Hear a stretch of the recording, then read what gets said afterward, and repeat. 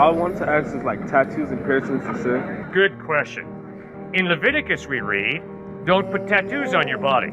The Old Testament? Exactly, it's Leviticus. Now the question is, see, what you always got to do when you interpret, you got to put it in context. So the question is, why in Leviticus would it say that tattoos are bad?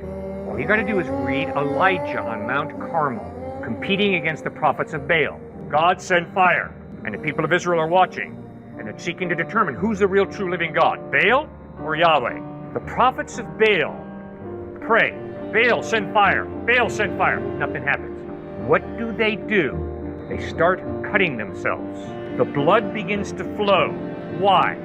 Because that culture, that religion taught, if you want to get God's attention, you start cutting yourself, let the blood flow, and then God will answer your prayers. Then God will give you his attention. That's false. And so very clearly in Leviticus, God is calling the Hebrew people to be different from all the cultures around them. And one example is tattoos, marking your body, cutting yourself.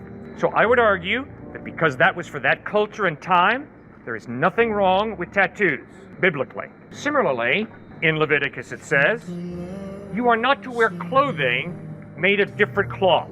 Now why would they do something like that? I mean, what's the point? Well, the point is that in that day, there was polytheism, many gods, belief in many gods, and they would mix the gods. And what God is trying to do in the book of Leviticus for the Jews is tell them there's one God, not many.